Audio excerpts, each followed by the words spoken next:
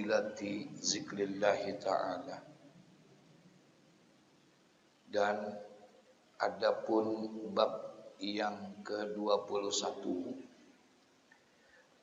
fi fadilati zikrillahi ta'ala, yakni fi bayani fadilati zikrillahi ta'ala, di dalam menjelaskan dan menerangkan tentang zikir kepada Allah.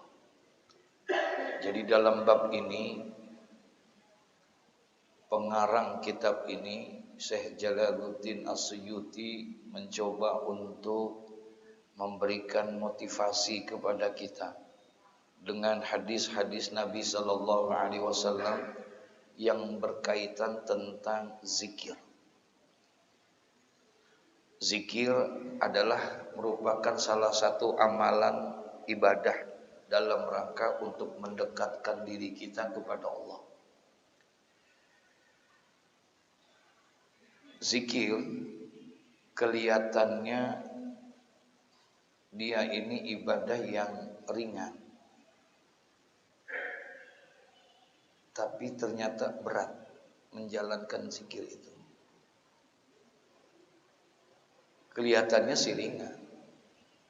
Baca la ilaha illallah, la ilaha illallah, la ilaha illallah. Itu baca itu gampang apa susah? Gampang apa susah? Gampang. Baca subhanallah walhamdulillah wala ilaha illallah wallahu akbar. Gampang. Jangankan kita, anak-anak kita juga bisa. Bahkan cucu kita juga bisa. Gampang dia. Cuman yang berat itu ngamalinnya. Mengamalkannya itu yang berat. Masya Allah. Kita bisa hitung dengan jari kita sehari berapa banyak kita ucapin itu. Betul? Padahal katanya gampang, tapi susahnya bukan main gitu. Kering lisan kita untuk berzikir kepada Allah. Padahal salah satu amalan untuk mendekatkan diri kepada Allah adalah dengan zikir. Semakin banyak dia berzikir, maka insya Allah akan semakin dekat dia punya hubungan kepada Allah. Semakin banyak dia berzikir, maka semakin dekat. Tapi semakin sedikit dia berzikir, semakin jauh dia hubungannya kepada Allah. Bohong orang itu mengakui cinta kepada Allah kalau dia tidak pernah mau berzikir kepada Allah. Makanya dalam satu hadis Rasulullah pernah mengatakan, alamatu hubbillah hubbu zikrillah. Tanda daripada mencintai Allah adalah senang berzikir. Masya Allah. Ya. Jadi ibadah ini, zikir ini adalah merupakan ibadah yang ringan tapi berat untuk diamalkan. Perlu pertolongan Allah untuk bisa berzikir. Perlu bantuan Allah agar mulut ini bisa menjadi lisanun zakirun. Lisan yang selalu berzikir kepada Allah. Makanya pernah disampaikan di majlis ini betapa ada seorang sahabat Nabi yang bernama Sayyidina Mu'az bin Jabal, di mana satu hari Sayyidina Mu'az bin Jabal ketika Rasulullah berjumpa dengannya, kemudian Rasulullah pegang tangan dia. Ini Mu'az ini anak muda yang berani, yang gagah, yang pintar. Rasulullah senang dengan dia. Makanya Rasulullah suka mengirim dia untuk menyebarkan dakwah ke berbagai wilayah, termasuk ke Yaman, itu Mu'az bin Jabal diutus sama Nabi karena memang dia orangnya bukan hanya berani tapi pintar. Jadi Rasulullah senang. Maka satu hari ketika ketemu dengan Nabi, Rasulullah pegang tangannya dia, kemudian Rasulullah bilang, apa kata Rasulullah? Ya Mu'az, wallahi inni la uhibbuka. Mu'az, demi Allah, aku cinta kepada engkau. Aku sayang kepada engkau. Summa uzika. Dan aku akan berikan wasiat kepada engkau. Jadi saking sayangnya Nabi kepada Mu'az, saking cintanya Nabi kepada Mu'az, Nabi pengen memberikan wasiat. Apa wasiatnya itu? Rasulullah berkata kepada Sayyidina Mu'az, ya Mu'az, la tada'anna fi duburi kulli shalah. Wahai Mu'az, jangan sekali-kali engkau tinggalkan Mu'az. Jangan engkau tinggalkan sekali-kali setelah engkau selesai melaksanakan sholat, bacalah oleh engkau satu doa. Baca olehmu satu doa. Selesai engkau sholat. Baik itu sholat yang wajib, zuhur, asar, maghrib, isya, subuh. Atau engkau selesai sholat sunnah, tahajud misalnya, duha misalnya. La tada'anna fi duburi kulli sholah.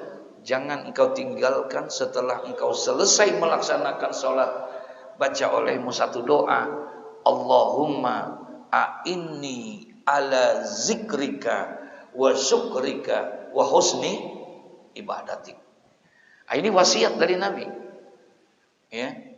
Doa ini ternyata adalah merupakan pesan, nasihat, bahkan wasiat Nabi kepada Sayyidina Mu'az bin Jabal. Jangan kau tinggalkan ini. Singkat ini doa, mudah ini diucapkan, tapi punya nilai yang luar biasa. Allahumma a'inni ala zikrika. Ya Allah, bantu aku, tolong aku ala zikrika, agar bisa berzikir kepadamu. Masya Allah. Jadi kalau bukan karena pertolongan Allah, zikir berat gitu. Kalau bukan karena pertolongan Allah, nggak mudah itu yang kita untuk berzikir kepada Allah Subhanahu wa taala. Nah, bab ini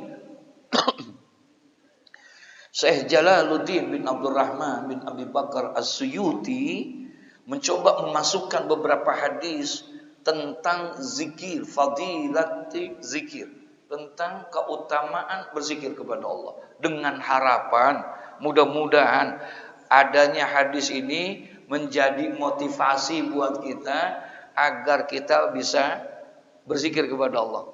Karena orang yang suka berzikir itu, ada satu hadis gini, Pak. Arba'atun man u'tiyahunna faqad u'tiya khairad dunya wal akhirah. Ada 4 yang apabila orang itu diberikan 4 ini, maka sesungguhnya dia telah mendapatkan kebahagiaan dunia dan kebahagiaan akhirat.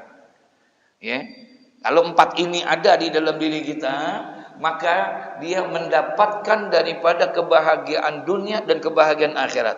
Apa tuh? Yang pertama, lisanun zakirun. Lisan yang selalu berzikir. Orang yang selalu berzikir artinya orang yang tidak keluar dari mulutnya itu kecuali kalimatut thayyibah, kalimat-kalimat yang baik. Insya Allah orang yang seperti ini dia akan mendapatkan kebahagiaan dunia dan juga kebahagiaan akhirat.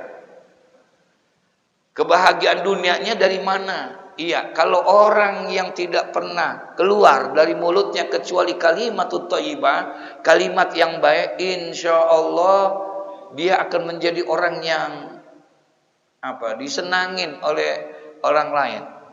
Enak sama dia kalau ngomongnya itu nggak pernah nyakitin, enak sama dia kalau ngomongnya itu sejuk sama dia gitu.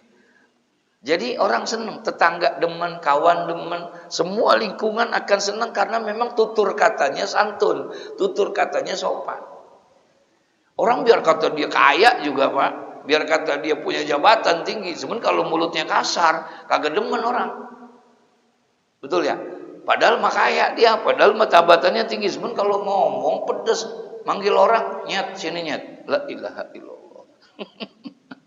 Bego, sini loh. Astagfirullah. Nah itu, enggak. Tapi insya Allah orang akan senang. Di dunia, dia akan menjadi orang yang bahagia kalau dia bisa menjaga lisannya. Di akhirat, dengan zikir yang dia baca, Masya Allah, terlalu banyak sudah kalimat, hadis-hadis Nabi, nanti yang akan memberikan motivasi dengan lisanun zakirun, orang yang suka berzikir itu akan mendapatkan kebahagiaan dunia dan akhirat. Yang kedua, wa qalbun syakirun, hati yang selalu bersyukur. Orang yang hatinya selalu bersyukur, maka insya Allah orang itu juga akan bisa mendapatkan kebahagiaan dunia dan kebahagiaan akhirat. Yang ketiga, wabadanun ala bala'is sabirun. Tadi hati yang bersyukur, kemudian yang kedua jiwa yang selalu sabar ketika dia mendapatkan ujian dan cobaan. Bersyukur bila mendapatkan nikmat, sabar bila mendapatkan ujian dan cobaan. Ini dua sifat yang luar biasa. Ya. Tidak bisa itu melakukan hal dua sifat ini illa lil mu'min, kecuali orang yang beriman saja. Syukur bila mendapat nikmat, sabar bila mendapatkan ujian dan cobaan. Mohon maaf, syukur sama sabar kira-kira beratan mana? Ngamalinya tuh, syukur sama sabar kira-kira beratan mana ngamalinya? Halo? Hah? Sabar apa syukur? Benar. Ya. Beratan syukur, Pak, daripada sabar. Beratan syukur daripada sabar. Kalau sabar pilihannya cuma satu. Kalau syukur pilihannya banyak. Menentuin pilihannya tuh rada banyak kan dia mah. Kalau kalau sabar mah cuma satu udah. Kita kagak punya duit nih, pilihannya apaan udah? Hah? Kita nggak punya duit, pilihannya apa? Sabar doang udah. Mau ngapain emang? Tapi kalau kita punya duit, pilihannya, ini kalau seandainya kita megang duit 20 juta aja, ngaji apa kagak ini kira-kira? Hah? Ini udah kebayang sama kita nih. Ntar gue mau ngapain, pilihannya banyak kalau syukur. Tapi kalau sabar ya segitu-gitu doang udah. Ini namanya lagi sakit, pilihannya cuma satu, apaan? Sabar. Tapi kalau syukur, la ilaha illallah, kita mau ini, bisa kagak ngaji kita gara-gara itu. Nah, orang yang sabar dalam mendapatkan cobaan, orang yang bersyukur bila mendapatkan nikmat, insya Allah dia akan termasuk orang-orang yang mendapatkan kebahagiaan dunia dan kebahagiaan akhirat. 3 tuh. Lisanun zakirun, wa qalbun syakirun, wa badanun ala bala'in. Masya Allah. Dan yang keempat adalah istri yang amanah, istri yang salehah. Punya istri di rumah, udah cakep, ibadahnya rajin, sayang sama laki, sayang sama anak. La ilaha illallah. Enak gak begitu kira-kira ya? Udah cakep, ibadahnya rajin, sayang sama anak, sayang sama laki. Itu punya bini begitu tuh, Pak. 2 boleh, Pak.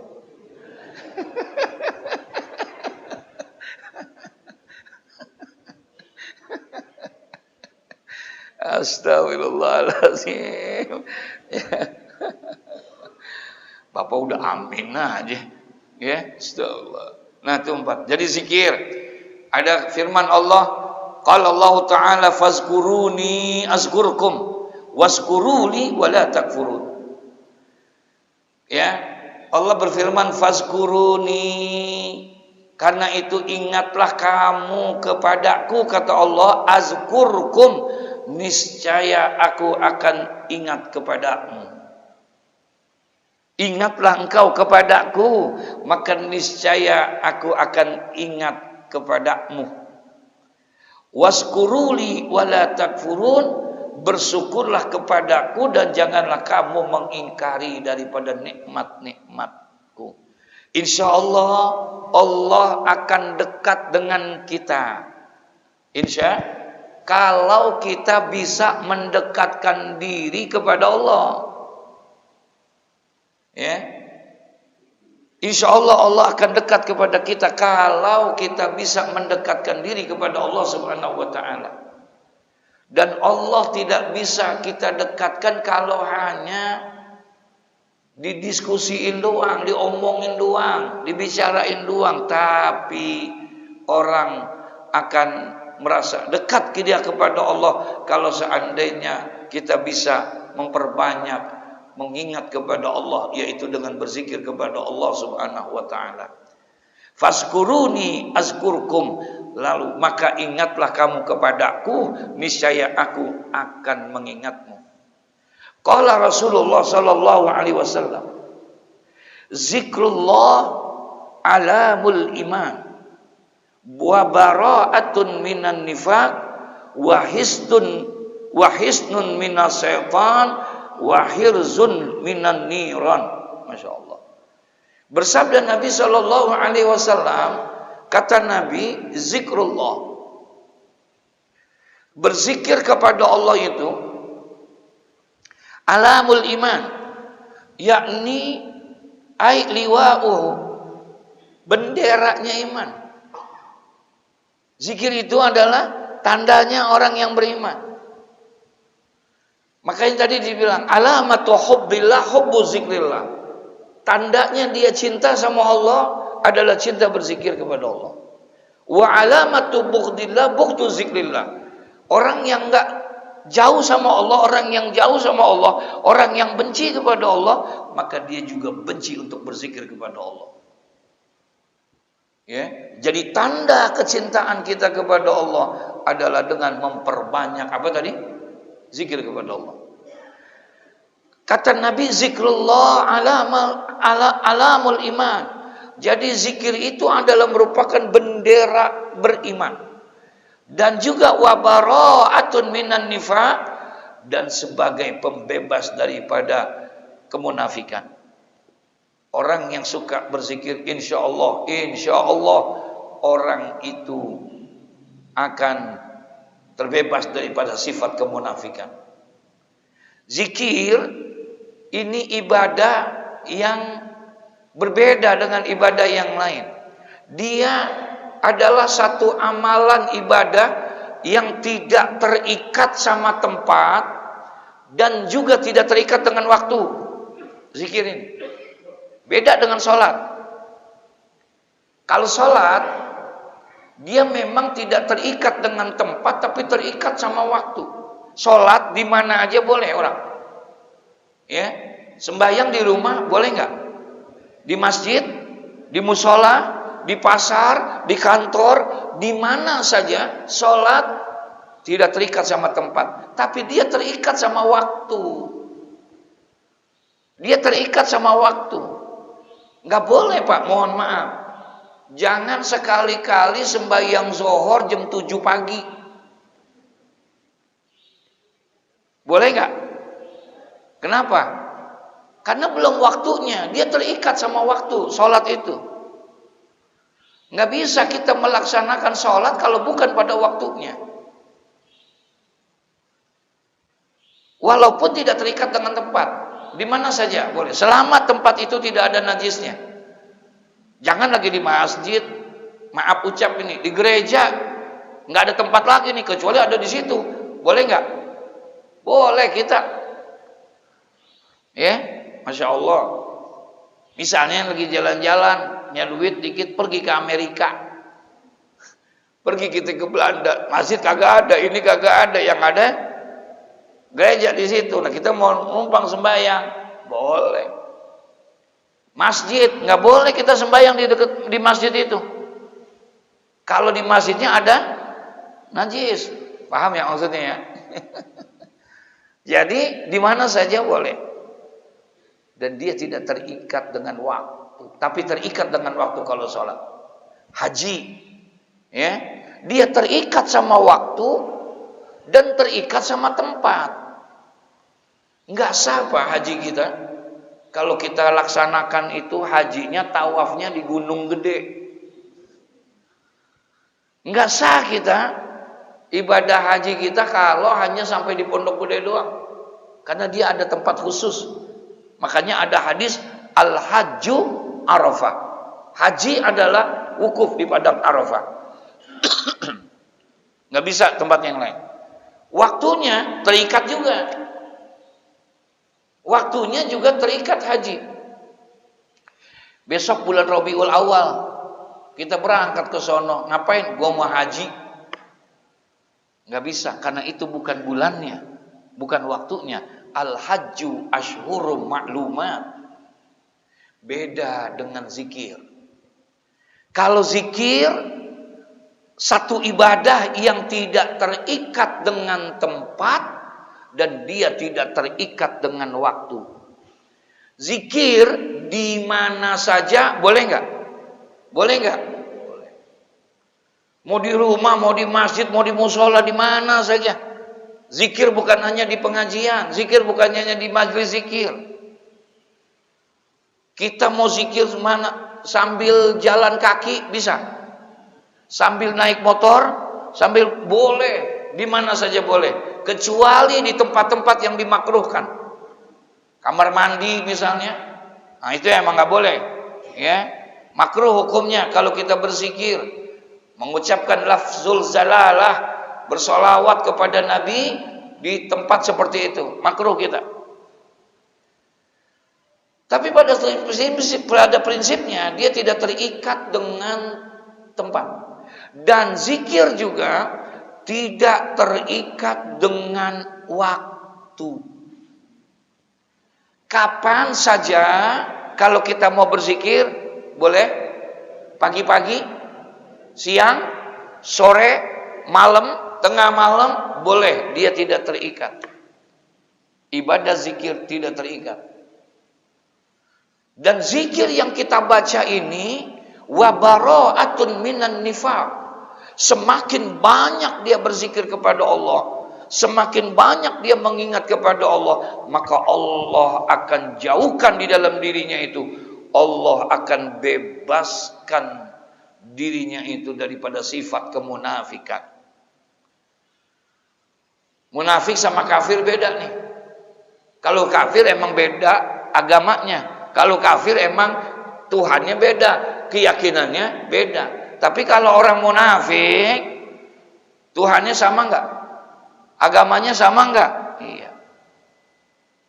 Beda orang-orang yang munafik. Dan tidak ada tempat bagi orang yang munafik kecuali adalah dasarnya itu neraka. Masya Allah, tempatnya lebih dalam di nerakanya daripada Fir'aun.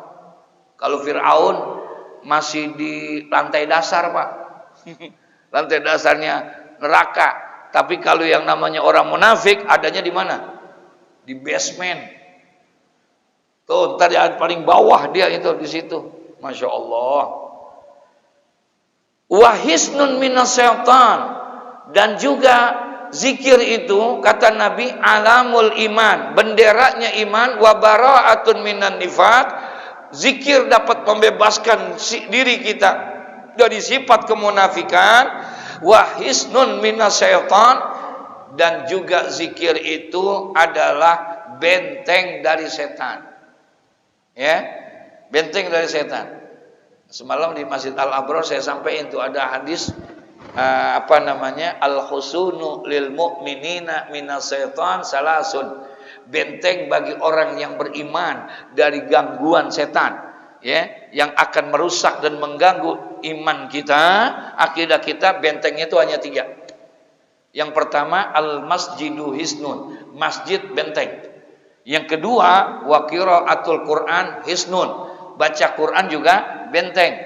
Dan yang ketiga katanya wa zikrullahi ta'ala hisnun, berzikir kepada Allah adalah juga benteng. Insya Allah orang yang selalu berzikir, orang yang selalu memperbanyak ibadah zikir ini bukan hanya sekedar menenangkan hatinya, tapi juga menguatkan imannya. Kalau nenangin hati ya udah pasti, karena Allah sendiri yang bilang ala bizikrillahi tatmainul qulub. Orang yang selalu banyak berzikir insyaallah hatinya akan tenang. Hatinya akan tenang di dalam segala menyikapi apapun. Bukan menghilangkan masalah. Ya. Dengan zikir masalah jadi hilang. Enggak. Dengan ibadah kepada Allah masalah jadi hilang. Enggak. Yang namanya masalah itu akan selalu ada. Tidak akan pernah ada yang namanya masalah itu hilang. Ya. Enggak ada. Kalau yang namanya zikir, ibadah itu hanya untuk membuat kita ini bisa tenang di dalam menyikapi masalah, sehingga akhirnya bisa menyelesaikan masalah itu dengan baik. Tidak salah di dalam menyikapi itu, bukan menghilangkan masalahnya, ya. Karena masalah itu memang tidak pernah akan hilang, selalu ada dan ada. Ujian cobaan itu selama kita ada di dunia, kira-kira masalahnya akan selalu ada nggak? Iya. Nggak ada yang nggak ada masalah. Bapak pernah punya masalah nggak? Halo? Pernah punya masalah? Emang kelihatan sih tampangnya kayak lagi punya masalah ini. Jangan lagi kita, Pak. Nabi Muhammad Rasulullah punya masalah nggak? Punya masalah nggak beliau? Kira-kira masalahnya Nabi sama masalah kita bacakan mana? Kira-kira masalah Nabi sama masalah kita beratan mana? Banyak masalahnya Rasulullah, masya Allah. Dia bukan hanya mikirin dirinya doang, bukan hanya mikirin keluarganya doang, dia pikirin umat. Mikirin juga bukan buat sekarang, buat nanti. Dipikirin bagaimana caranya supaya dia bisa bawa umatnya, jangan ada satupun umatnya yang masuk ke dalam neraka. Dipikirin sama dia. Padahal udah ditawarin sama Allah. Wala saufa yu'tika rabbuka fatarda. Muhammad, kalau kamu pengen apa yang kamu mau, ngomong aja Muhammad. Kata Allah, ngomong aja, ntar aku kasih engkau. Apa yang kamu mau? Kamu pengen harta, pengen kaya. Kalau kamu pengen harta, itu gunung Uhud akan aku jadikan emas buat engkau. Kalau kamu pengen kaya, yang ngomong Allah. Kalau kamu pengen harta, pengen jadi orang yang kaya, itu gunung emas, gunung Uhud mau dirubah jadi apa? Buat engkau. Masya Allah. Emas segede gunung, kira-kira bagaimana, Pak? Rasulullah enggak. Apa yang kamu mau? Harta, jabatan, kedudukan? Bukan ya Allah, enggak. Lalu kenapa engkau seperti itu? Kayak orang lagi bingung banget, kayak orang lagi banyak banget masalah. Iya, ya Rob.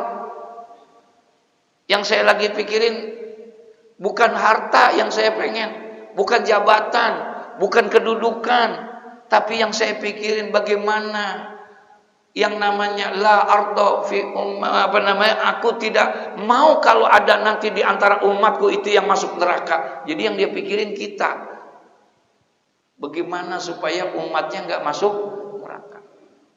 Ya Allah ya Rabbana, masalahnya banyak banget Nabi, tapi bisa tenang tuh hidupnya. Kenapa? Karena zikirnya. Kita masalah dari dulu sampai sekarang, masalah kita emang apaan, Pak? Masalah dari dulu sampai gini hari, masalahnya itu aja, duit aja mulu. Asam urat, itu aja paling. Wahisnun minas syaitan. Jadi zikir juga adalah merupakan benteng. Insya Allah orang yang suka berzikir, maka dia berarti sudah mempunyai benteng untuk memperkokoh dirinya daripada gangguan setan. Wahirzun minan niran. Masya Allah. Dan zikir juga insya Allah akan menjadi penjaga perisai daripada api neraka. Orang yang selalu berzikir, insya Allah dia tidak akan masuk ke dalam nerakanya Allah. Wa qala Rasulullah sallallahu alaihi wasallam, afdalu zikri zikrul khafi. Sebaik-baiknya zikir adalah zikir khafi. Zikir khafi itu apa? Zikir yang tersembunyi. Ya, zikir yang tersembunyi dia secara pelan dalam hati. Makanya dia termasuk amalan ibadah itu ibadah qalbiyah. Dulu pernah saya jelasin, ibadah itu ada ibadah badaniyah, ada ibadah maliyah, ada ibadah qalbiyah. Ya, ada ibadah qalbiyah, ada ibadah maliyah, ada ibadah badaniyah atau ibadah jasadiyah. Ibadah badaniyah mana? Ibadah jasadiyah mana? Tadi itu salat. Ya, salat masuk ibadah badaniyah karena banyak gerakan-gerakan badan ikut serta di dalam ibadah itu. Ada rukunya, ada dirinya, ada sujudnya, betul? Itu namanya ibadah badaniyah. Puasa, ibadah badaniyah. Haji masuk ibadah badaniyah. Ya, karena dia banyak aktivitasnya. Ada lagi ibadah maliyah, ibadah harta. Ya. Enggak banyak sih yang namanya badannya bergerak ini tuh enggak. Hartanya yang keluar. Zakat misalnya, infak misalnya, sedekah misalnya, itu ibadah maliyah. Tapi ada ibadah yang disebut dengan ibadah qalbiyah. Ibadah apa? Hati. Mana contohnya ini? Satu diantaranya adalah zikir khafi. Bukan gak boleh zikir la ilaha illallah, la ilaha illallah. Bukan gak boleh. Boleh. Apalagi buat sebuah terapi, Pak. Katanya harus dikencengin dia punya zikir supaya masuk ke dalam. Ada orang yang kalau dia pelan gak bisa. Tapi ada orang yang mesti diangkat suaranya sehingga masuk ke hatinya. Beda. La ilaha illallah, la ilaha illallah, la ilaha illallah. Itu sampai lupa diri ntar ya. Kalau dia banyak begitu, hatinya semakin masuk. Kalau enggak percaya, cobain aja. Ya, la ilaha illallah, la ilaha illallah, la ilaha illallah, la itu tiba-tiba air mata keluar ini segala macam. Makanya berapa banyak terapi-terapi pengobatan yang dilakukan dengan zikir. Ya. Di Tasik ada apa namanya itu? Suryalaya. Itu terapi luar biasa. Banyak orang-orang yang sudah susah untuk diobati daripada narkoba, di sana bisa. Enggak pakai obat-obatan yang macam-macam. Enggak perlu pakai apain segala zikir. Zikir aja. Cuman zikirnya tadi yang model begitu nggak bisa zikir. Enggak. Getaran hati kurang. Tapi yang model awal-awal itu adalah untuk la ilaha illallah, la ilaha. Sampai akhirnya la ilaha illallah, la ilaha. Sampai kayak begitu. Sampai lupa dirinya. Ya, sampai lupa dirinya. Ada orang tarian apa namanya itu? Sufi, tarian sufi. Pernah ngeliat gak yang pakai rok gede tuh, muter-muter kayak gitu tuh? Itu kalau muter begitu puyeng apa kagak, Pak? Hah? Puyeng apa kagak itu? Kenapa dia nggak bisa puyeng? Padahal dia tariannya kayak begitu. Kita jangankan lagi muter, kalau 2 kali aja gua kayaknya udah ini dia muter kayak begitu. Karena bukan goyangan yang membuat ketenangan dia. Ada zikir yang dia baca sama dia. Zikir yang bisa lupa diri dengan begitu. Bukan gak boleh, boleh. Tapi afdalu zikri, sebaik-baiknya zikir bagi orang yang sudah mapan, bagi orang yang sudah mendekati dirinya kepada Allah, zikrul khafi, yaitu zikir yang tersembunyi.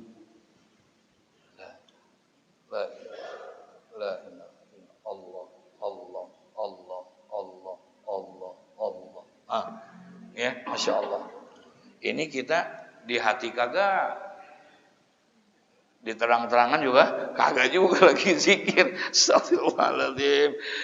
Wa qala Rasulullah sallallahu alaihi wasallam, dan bersabda Nabi sallallahu alaihi wasallam, asaddul a'mal ya salasun zikrullahi ta'ala ala kulli halin wa muwasatul akhi min malika wansaful fakir al-ba'isi min nafsika.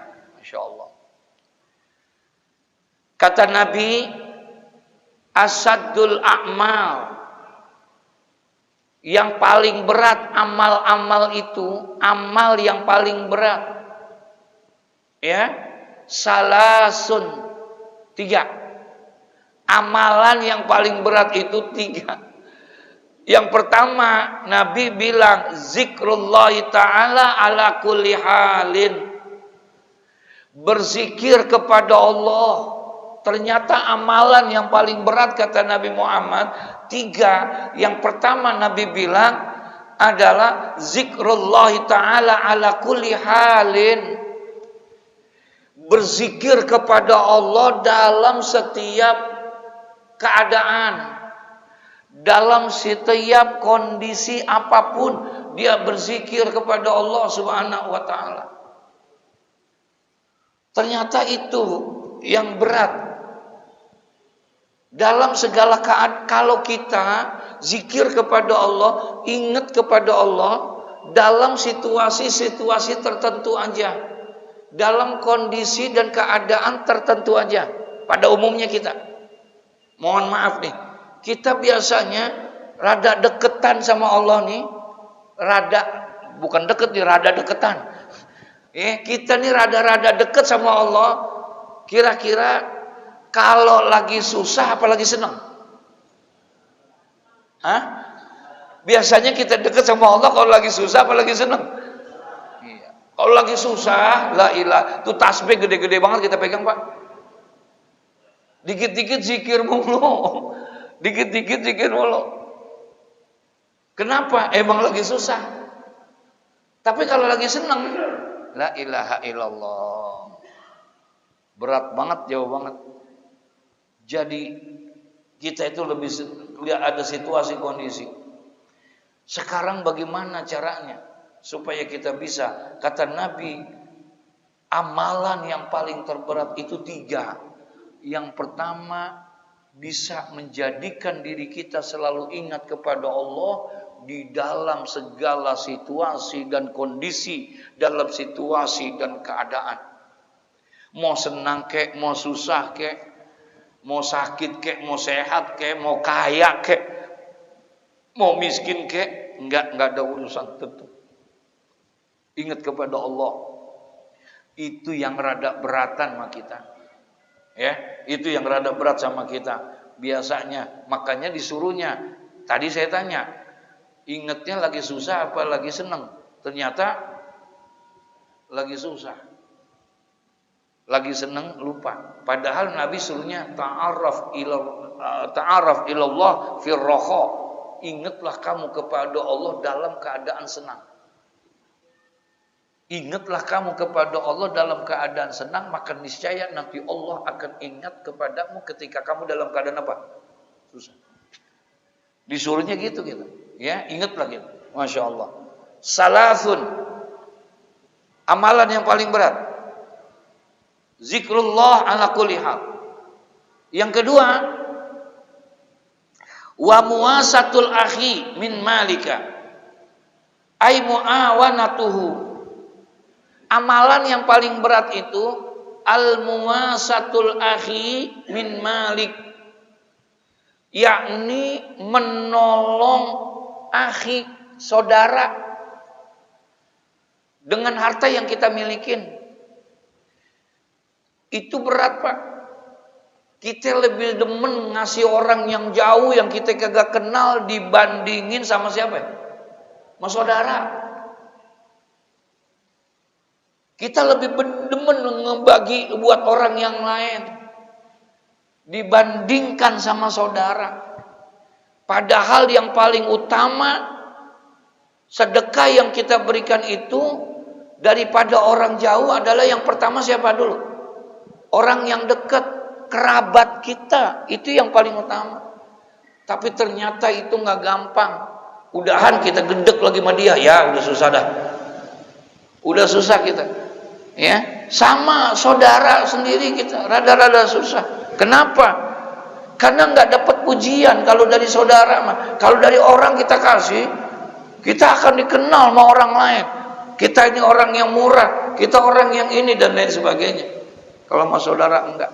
Padahal kata Imam Suyuti kalau saya tidak lupa, itu nilai kelas bersodako itu beda-beda Pak, nilai ganjarannya di sisi Allah. Kalau kita bersedekah kepada pengemis, ya, badannya sehat, tapi dia orang yang lemah, fakir, miskin, kemudian datang, kita sedekah, kita hanya dapat 10% daripada ganjaran itu. Yang kedua, kalau kita bersedekahnya sama pengemis, tapi yang cacat, kakinya buntung, matanya buta, itu kita dapat lagi 25%. Nilainya beda tuh. Ya. Beda lagi kalau kita bersedekah, kalau tadi sama pengemis, sekarang sama saudara kerabat. Kita bersedekah sama saudara, maka Allah berikan 50% ganjarannya daripada pengemis. Kalau tadi pengemis kita kasih 25%, yang cacat ya, yang cacat, yang nggak cacat, yang badannya sehat kita kasih cuma 10% ganjarannya tuh. Sama pengemis yang buta matanya, yang cacat dia, kita kasih dapat 25. Sama kerabat saudara kita, ponakan, emaknya mati dia, bapaknya mati, kita bantu dia, tuh nilainya 50% Allah ganjarin, karena dia kerabat kita. Ada lagi yang lebih besar dari itu, sedekah sama orang tua. Orang tua kita nggak mampu, orang kita ini nggak segala macam, kita berbuat baik sama dia, maka dia diberikan 75% daripada ganjarannya, besar, lebih besar itu.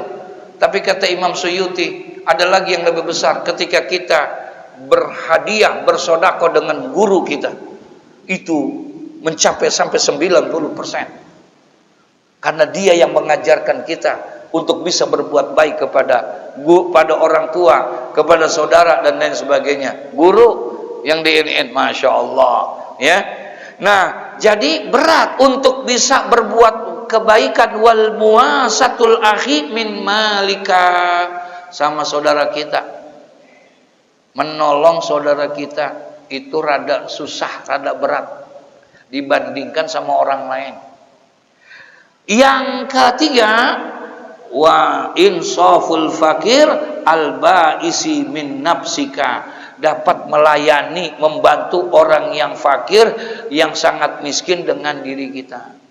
Masya Allah, ya, kita kalau ada orang kesusahan, kebanjiran misalnya, ada yang kaya, ada yang miskin, dua-duanya banjir. Yang kita mau tolongin duluan yang kaya dulu apa yang miskin dulu kira-kira?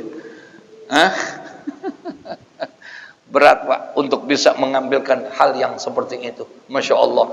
Di sini kita diingatkan oleh pengarang ini tentang hadis-hadis Nabi, bahwa ternyata ada satu amalan yang kita amalkan itu, maka kita akan menjadi dekat kepada Allah, dan dia bisa menjadi benteng buat diri kita di dalam menjaga iman kita. Bahkan dia akan menjadi perisai untuk kita tidak masuk ke dalam neraka. Dan amalan itu bukan amalan yang ringan, yaitu amalan yang cukup berat, yakni berzikir kepada Allah ala kulli halin, dalam setiap keadaan.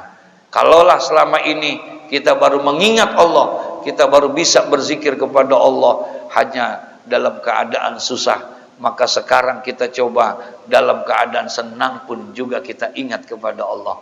Ketika kita ingat kepada Allah dalam keadaan senang, maka insya Allah nanti kita akan juga diberikan bantuan dan pertolongan ketika kita dalam keadaan susah. Mudah-mudahan Allah memberikan taufik hidayah kepada kita. Amin ya rabbal. Al-Fatihah.